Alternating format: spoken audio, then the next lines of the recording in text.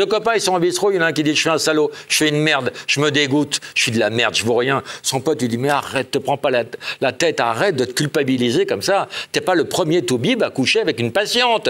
Il dit oui, mais moi je suis vétérinaire, je te rappelle.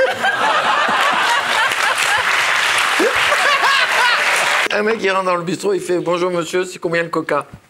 Le type, il fait « C'est 5 €. » Il fait « Très bien, donnez-moi un coca. » Le barman, il fait « Donnez-moi 10 €. Il fait « Je comprends pas, vous m'avez dit que c'est 5 €. » Il fait « C'est 5 € le coca, 5 € le service. » Ah d'accord, ben voilà 10 €. Et le barman lui rend 5 €. Il fait « Pourquoi vous me rendez 5 €? » Il fait « Parce que j'ai pas de coca. »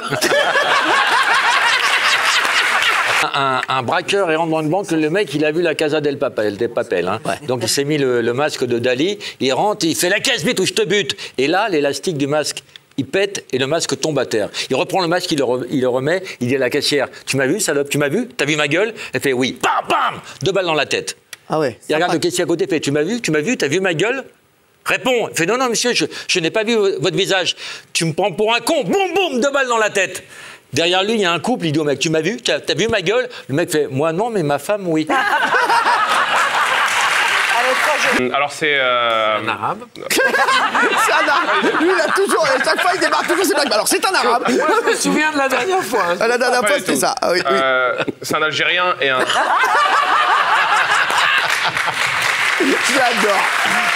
J'adore ce mec, j'adore.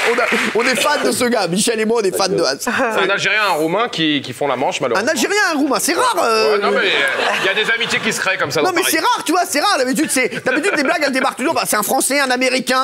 Là, c'est un Algérien et un Roumain. Donc, ouais, d'accord. C'est un Algérien et un Roumain qui font la manche, malheureusement, à Paris. Ouais. Et à la fin de la journée, le Roumain se retrouve avec plein de pièces et l'Algérien avec plein de billets de 10 €. Ouais. Le Roumain, il ne revient pas, il regarde l'Algérien, il dit mais comment tu fais pour avoir tous ces billets de 10 € et tout? Bah, l'Algérien regarde, il lui dit mais il lui dit toi t'écris quoi sur ta pancarte? Le Roumain il dit bah j'écris s'il vous plaît donnez-moi une pièce, ticket resto, j'ai faim, mes enfants. L'Algérien lui dit ah non. Il dit moi sur ma carte j'ai écrit s'il vous plaît il me manque 10 € pour rentrer en Algérie.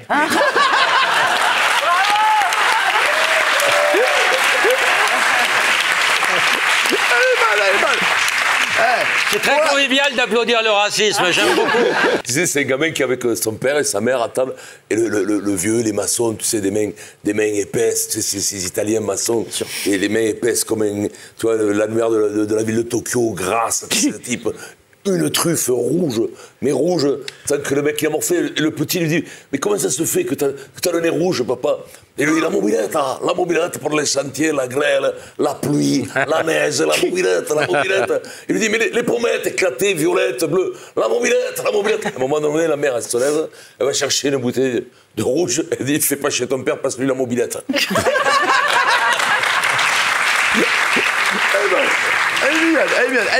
Elle est familiale, Motito. C'est un arabe qui arrive au quartier, il a acheté la dernière Maserati de fou à la mode et tout, il croise son pote est en Renault 5. Son pote est en Renault 5, descend de la voiture, il dit « Ouais, t'as acheté une Maserati et tout », il dit « Je t'échange ma Renault 5 contre ta Maserati et en plus je te rajoute cette lampe ». L'autre, il regarde, il dit « Mais non, tu vas pas m'arnaquer comme ça, je m'en fous de ta lampe. Moi, j'ai une Maserati, je vais me donner ta Renault 5. » Il lui dit « Non, mais regarde, attends. » Il frotte sur la lampe comme ça, il y a un génie qui sort. Et il dit au génie, « Génie, fais-nous du thé. » Le génie, il sort une théière comme ça, il leur fait 2 verres de thé, il boit, il est choqué et tout. Il dit « Ok, tiens, je te donne ma Maserati, donne-moi ta Renault 5 et la lampe. » Il lui donne la Renault 5 et la lampe, il arrive devant chez lui, il est content, il klaxonne. Sa femme, elle sort, elle voit son mari avec une Renault 5, elle comprend pas. Elle lui dit « Mais qu'est-ce qui se passe et tout? Elle est où la voiture et tout ?» Il lui dit « Mais non, monte, t'inquiète, monte. » Sa femme, elle monte dans la voiture et tout. Il lui dit « Attends, tu vas voir et tout. » Il frotte la lampe, le génie sort. Il dit au génie, donne un gros sac de bijoux à ma femme. Le génie, il regarde, il dit « Ah non, désolé, moi, je sais faire que du thé. » C'est l'histoire d'un paysan qui marche dans son village et puis il a une énorme mythe comme ça. Il marche. Une énorme quoi? Une énorme mythe. Ah ouais, on la connaît. Énorme, pardon, énorme. Puis là, il y a son copain qui croise, il lui dit bah dis donc Marcel, qu'est-ce que tu veux, c'est énorme mythe. Il dit bah attends, j'étais dans le grenier de la mer de l'autre côté là, et puis il y avait une lampe, il suffisait de frotter, et puis d'un seul coup, boum, tu peux faire un vœu. Ouais. Ouais, bah, il dit, ok, viens, je t'emmène, tu vas faire ton vœu, toi aussi. Ils y vont, etc. Il dit, oh, bah, moi, j'aimerais 1 milliard. Et d'un seul coup, boum, il y a un billard qui arrive. Et il dit, bah, quoi, tu crois que moi, j'avais demandé une énorme mythe? Ah oui. Allez,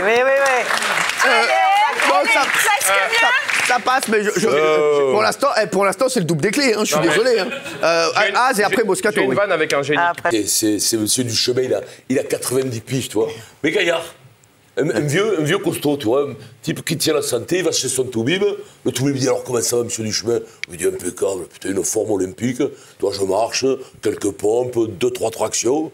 Et puis, bon, au niveau de Guignol, ça bricole encore, tu vois. De temps en temps, j'en bricole une. D'ailleurs, j'ai une fiancée de 25 ans. Il dit non, ouais. Il dit elle est enceinte. Rapport, elle est enceinte. Ouais. Il dit non, c'est pas possible. Alors, le toubib dit je vais vous expliquer une histoire. Écoutez, j'ai un ami qui est chasseur. Un jour, pam, le réveil sonne pas, il est pris au dépourvu. Hop, au lieu de prendre son fusil, il prend un parapluie.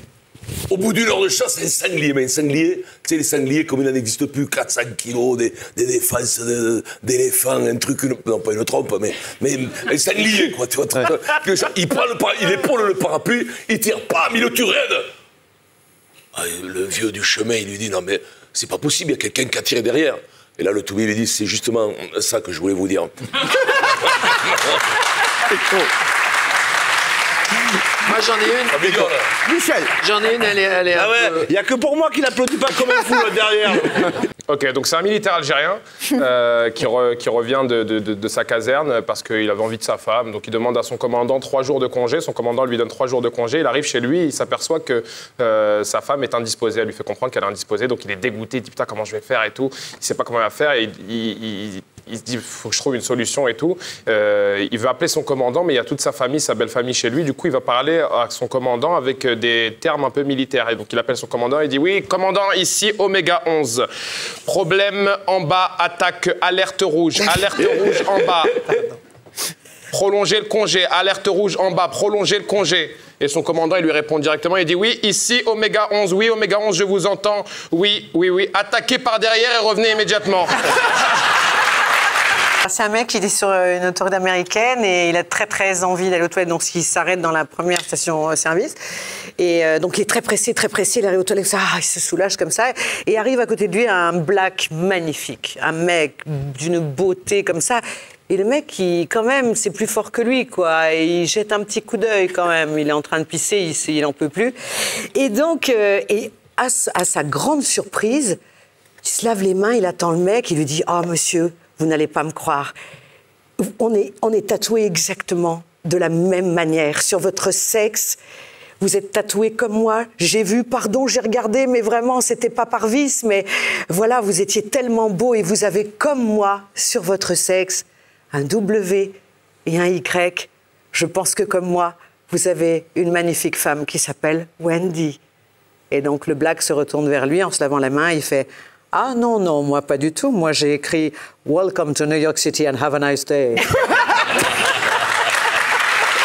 C'est un homme qui marche dans la rue et qui va croiser, là il aperçoit une sublime femme avec une silhouette absolument magnifique. Et au moment il la regarde un peu, il a des visages de la tête aux pieds, il la regarde un peu lourdement. Et au moment où ils vont se croiser, elle le toise parce qu'elle a bien vu son manège. Et elle lui dit « Monsieur, vous n'aurez pas mon cœur ». Et il lui répond « Mais je ne visais pas si haut, madame. » C'est pas mal. C'est Winston Churchill et Oscar Wilde qui se détestaient. Et Oscar Wilde envoie à Winston Churchill un mot en disant « Je vous invite à la première de ma nouvelle pièce. Je vous envoie 2 places, venez avec un ami si vous en reste un. » Et Winston Churchill, il lui envoie la réponse, il lui dit « Moi, je viendrai à la 2e représentation s'il y en a une. » Elle est bonne. C'est génial. Sacha Guitry, il est au restaurant et il y a un gros lourdeau qui vient lui demander un autographe. Donc Sacha Guitry, qu'on appelait maître à l'époque, lui signe l'autographe. Et puis le type le colle, le type le glue. Et alors maître, alors qu'est-ce que vous avez des projets? Il ne se rend pas compte qu'il est d'une lourdeur totale. Et le type ne sait plus quoi lui demander. Il dit maître, vous qui connaissez bien les lieux, vous devez savoir où sont les toilettes. Et Sacha Guitry lui répond oui, vous descendez à l'étage, vous verrez un panneau gentleman, vous rentrez quand même. C'est mignon aussi.